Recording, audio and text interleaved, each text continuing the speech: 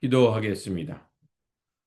공의로우시며 무한한 지혜가 되시는 하나님 아버지, 이 아침 우리를 깨우시고 은혜 보좌로 인도하여 주시니 감사합니다.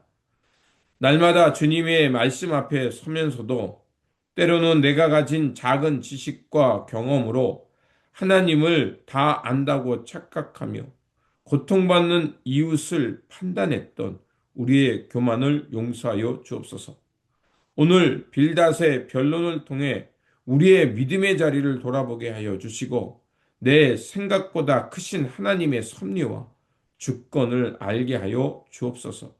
우리 구주 예수 그리스도의 이름으로 기도드립니다. 아멘.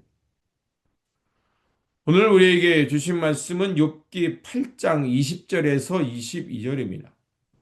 하나님은 순전한 사람을 버리지 아니하시고 악한 자를 붙들어 주지 아니하시므로 웃음을 내 입에 즐거운 소리를 내 입술에 채우시리니 너를 미워하는 자는 부끄러움을 당할 것이라. 악인의 장막은 없어지리라. 아멘. 우리는 살아가면서 나름대로 쌓아온 경험과 지식을 무기로 삼을 때가 있습니다. 내가 살아보니 그렇더라. 역사로 보면 늘 이랬다. 라는 내가 가진 지식을 절대화하곤 합니다. 오늘 본문에 등장하는 욥의 두 번째 친구인 빌닷이 바로 그런 사람이었습니다. 빌닷은 고대 사회의 오랜 지혜를 한 몸으로 지닌 철저한 전통주의자였습니다. 그는 고통당하는 욥을 향해 옛 지혜를 바탕으로 정답을 제시합니다. 그러나 그의 말은 언뜻 보기에 구구절절 옳은 말 같지만 하나님의 무한한 섭리를 인간의 좁은 경험과 역사라는 틀 안에 가두어 버리는 치명적인 영적 교만을 담고 있었습니다. 오늘 빌닷의 모습을 통해 우리가 하나님보다 내 경험, 내 지식을 앞세우지 않기 위해서는 어떠한 신앙의 태도를 가져야 하는지 묵상해 보고자 합니다. 첫 번째로 내 경험으로 하나님의 넓은 그 공의의 심판을 재단하지 말아야 합니다. 빌닷은 3절에서 하나님이 어찌 정의를 굽게 하시겠으며 전능자가 어찌 공의를 굽게 하시겠느냐 라며 하나님의 공의를 선포합니다. 그러면서 욥의 자녀들이 죽은 것은 그들이 죄를 지었기 때문이며 욥이 겪는 고난도 죄의 결과니 지금이라도 청결하고 정직하게 구하면 하나님께서 너를 회복시켜 주실 거라고 말합니다. 우리가 잘 아는 말씀, 내 시작은 미약하나 내 나중은 심히 참대하리라는 이 말씀이 이런 맥락 속에서 나온 것입니다. 이 말은 그 오랜 지혜를 통해 말한 것이기에 원론적으로는 맞는 말입니다. 하나님께서 죄인들에게 고통을 주신다는 것입니다. 그렇게 우리가 마음을 돌이키고 정직하게 하나님 앞에 나아가면 하나님께서 우리의 이 미약함을 아시고 심히 우리를 회복시키시고 창대케 하실 것이라는 그 오랜 세월의 인과응보에 대한 전통적이고 원론적인 말입니다.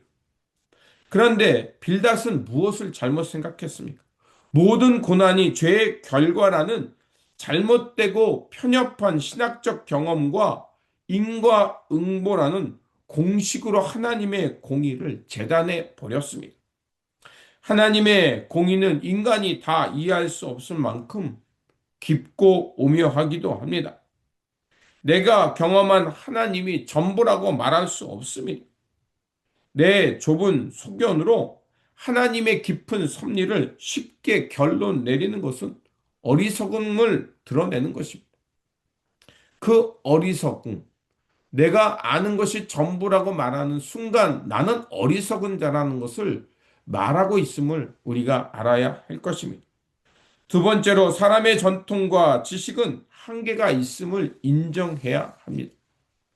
빌닷은 욥에게 내 생각만 고집하지 말고 옛 시대 사람에게 물어보며 조상들이 터득한 일을 배울지어다라고 말합니다.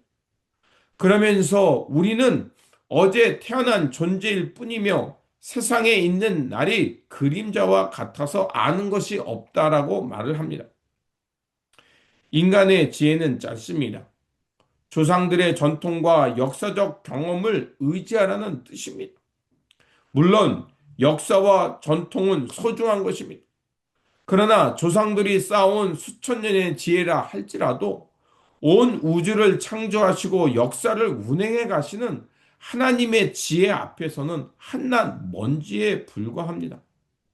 신앙생활을 오래 할수록 내 경험과 과거의 행적을 의지하는 영적 타성이나 우월감에 빠져서는 안 됩니다.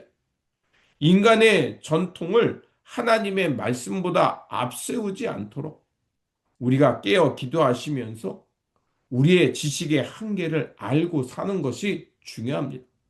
세 번째로 하나님이 아닌 내 지식의 뿌리를 의지하면 반드시 무너진다는 것입니다. 빌닷은 11절부터 다양한 자유의 비유를 들어서 말합니다.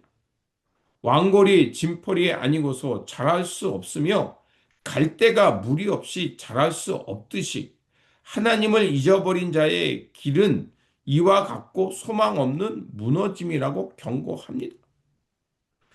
그들이 믿는 것은 거미줄 같아서 의지해 보아야 아무 소용이 없다고 말을 하고 있습니다. 자연의 비유가 그렇죠. 물이 없이 어떻게 식물이 자랄 수 있겠습니까?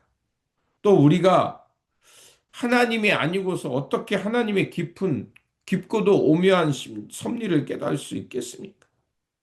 그렇게 사람들이 믿고 의지하는 것, 그것이 거미줄 같아서 의지해 보아야 한낱 사라지는 풀과 같아서 아무 소용이 없음을 말하고 있습니다. 그런데 이 말을 통해 빌닷이 말하는 게 무엇입니까? 지금 빌닷이 욥을 향해서 너는 하나님을 잊어버린 악인이다라고 무섭게 정죄하고 있는 것입니다. 그러나 정작 거미줄 같은 인간의 지식과 경험을 의지하고 있는 사람은 누구였습니까? 바로 빌닷 자신이었습니다. 성도는 내 지식의 뿌리, 내 경험의 줄기를 의지하며 서 있는 사람이 아닙니다. 오직 마르지 않은 생수의 근원이 되시는 하나님께 믿음의 뿌리를 내리고 나의 의와 편협함을 벗어나서 바로 우리가 다 이해할 수는 없지만 우리가 할 수 있는 것은 고통받는 이들, 그들의 아픔에 공감하면서 그들의 아픔의 자리에 함께하는 위로의 사람이 될 뿐입니다. 오늘 빌닷이 한 말은 옛 사람들의 지혜를 바탕으로 한 어쩌면 완벽한 문장처럼 보이는 것이었습니다. 그러나 그의 지식과 경험 속에는 고난 속에 감추어진 하나님의 신비한 구원의 계획은 바라보지 못하는 그런 영적 어둠이 있었습니다. 결국 그의 오랜 지식의 말은 친구의 아픔을 찌르는 날카로운 무기가 되고 말았습니다. 오늘 우리가 이 시대를 살아가는 우리의 신앙은 어떠합니까? 혹시 내가 가진 신앙적 연륜, 내 경험, 내 지식으로 하나님보다 더 앞세우고 살고 있진 않습니까? 내 생각과 공식대로 이것이 하나님의 뜻이라고 고집하고 있지는 않습니까? 내 시작은 미약하나 내 나중은 심히 참대하yan 이 말씀은 사람이 만들어 놓은 인과응보의 조건을 채워야 이런 보상이 된다는 것이 아님을 알아야 합니다. 우리의 작은 지혜를 내려놓고 하나님의 절대적 주권과 은혜를 구하며 엎드릴 때 결국 하나님이 주시는 회복과 구원의 선물을 받을 수 있는 겁니다. 아무리 좋은 말이라도 깊이 이해하지 않고 함부로 인용한다면 그것은 상처가 될 수 있고 무기가 될 수 있음을 알아야 합니다. 그러므로 나의 생각과 신앙적 경험을 앞세우지 말고 나의 자금과 한계를 알고 주님의 긍휼과 자비의 마음을 따라 살면서 고난받는 이들의 선한 이웃되어 살아가시기를 주님의 이름으로 축원드립니다. 기도하겠습니다.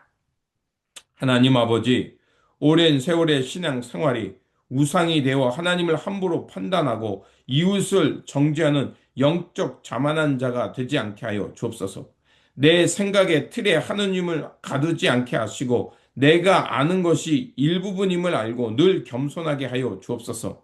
내 경험과 지식을 앞세워 타인의 고통을 함부로 판단하지 않게 하여 주시고 하나님의 완전하신 지혜만을 신뢰하며 아파하는 이들과 함께 울고 고난의 멍에를 함께 짊어지는 위로의 사람이 되게 하여 주옵소서.